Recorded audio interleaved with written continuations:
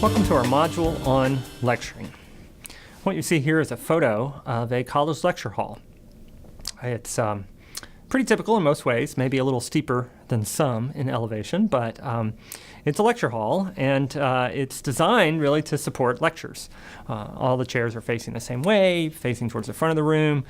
The intent is that there's an instructor at the front there presenting information. Students are taking notes. This is how this room is typically used, and it is a pretty common configuration for classrooms on college and universities' campuses. It's also pretty common in the STEM disciplines to see it being used in that way. That is, to see it being used to support the lecture as the primary mode of classroom interaction. Now, we've already looked at some research in this course on lecturing and active learning. There was a really interesting study by Scott Freeman and colleagues that came out recently in the Proceedings of the National Academy of Sciences. It was a meta-analysis of educational research comparing active learning classrooms to traditional lecturing classrooms. And they had a pretty nice definition of active learning, looking at teaching methods in which students are engaged in the material, talking to each other, talking to the instructor, as opposed to passive viewing in a lecturing environment. They looked at 228 studies that had some kind of control group structure comparing active learning to traditional lecturing. And the findings were pretty amazing. In the classes where lecturing was the primary mode of interaction, students failed about 34% of the time. In the active learning classrooms, however, only about 22% of students failed those courses. That means that students were about 50% more likely to fail in a lecture-based classroom than in an active learning-based classroom. When it came to exam scores, the students in the active learning sections were, on average, scored about 6 points higher on a 100-point scale than the students in the lecture classrooms. And so this is pretty strong evidence, pretty compelling evidence actually, that if our goal is students passing courses and doing well in courses, learning material, that active learning is a better approach than lecturing to set them up for success. Here's another interesting study. This is a book, What's the Use of Lectures, by Donald Bly. It came out in 2000. And he, too, looked at a lot of research on lecturing. And his summary in his lit review included the following points. For transmitting information, lectures are about as effective as other methods, which is to say, having students read their textbook is about as effective as having a lecture in terms of just getting information to them. When it came to promoting thought, lectures are generally not as effective as discussion for doing that. I think this echoes the active learning finding from the previous study.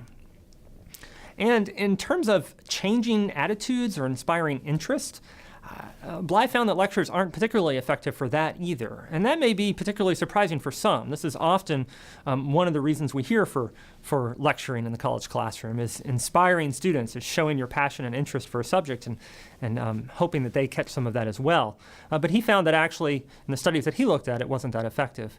And then finally, when it comes to teaching skills, lectures were generally not effective either. And that's consistent with other findings we've seen in this course, looking at the importance of practice and feedback in building students' skills and problem-solving ability.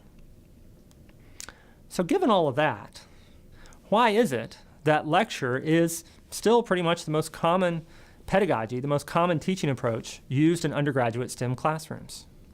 Take a minute, think about this question. See if you can come up with some reasons why you think lectures are still very common in spite of all of this research. Why so many lectures? Well, I've heard a lot of different reasons for this. Here are some that may have occurred to you. They certainly occurred to me. We teach how we've been taught. So for many of us, this is what we experienced as students in STEM classrooms, lots of lectures. And so when it comes time to actually teach, we end up using those same pedagogical techniques. They're the ones we're familiar with, and there's an expectation that this is what we do. Not lecturing, for some, can feel like a loss of control, actually. When you're lecturing at the front of the room, you've kind of got the script for the day. You know what's going to happen, what topics are going to be covered, when students are going to speak, when they're not. If you shift to more active learning, then you've got less of a structure, perhaps. It may feel like that. It's not as predictable in terms of how long things will take, what topics will get covered, what will happen in small group discussions. For some faculty, that can feel like a loss of control, and that's a little bit stressful for them. Preparing a lecture is often seen as a relatively easy approach to teaching. You sit down with your material, you figure out what you're going to say, what examples you're going to use, you put together some slides or some notes, and then you go. In actuality, a lot of faculty, particularly junior faculty, find themselves spending a lot of time preparing lectures, maybe 8, 10, 12 hours for a 1-hour lecture. And so I don't know that this is particularly true, but it's certainly one reason I think that people tend to fall back on the lecture. It feels like an easy approach. There's a lot to cover, and this is certainly true for some courses where there is a lot of information that has to be covered in some way during the course, and so a lot of times lecture feels like the most efficient way to get through all that material.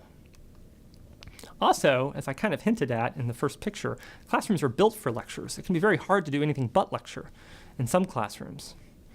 And finally, and I think perhaps most importantly, lectures generally worked for us. Not for everyone, but I think for a lot of us who go on to academic work, go on to faculty positions, we actually got a lot of mileage out of lectures.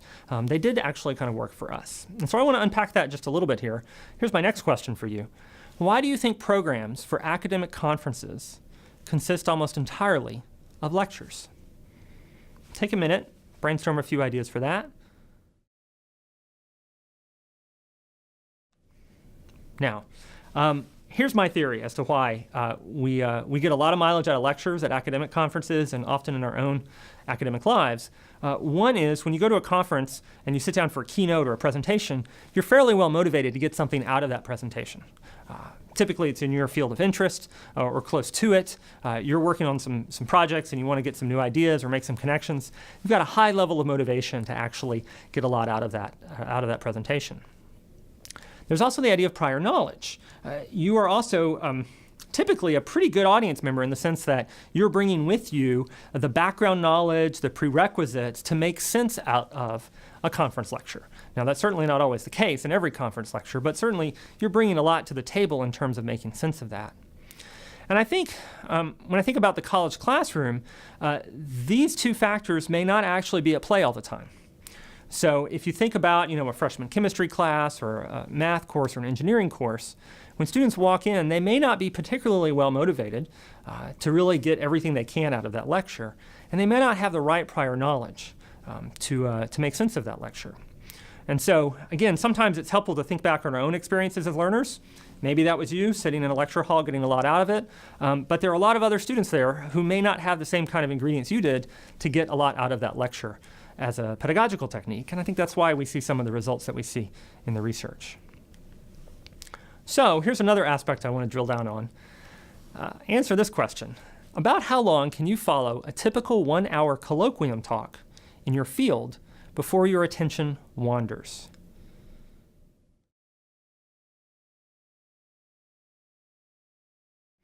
Now, I don't know about you. I don't always kind of pay attention to the entire talk, right?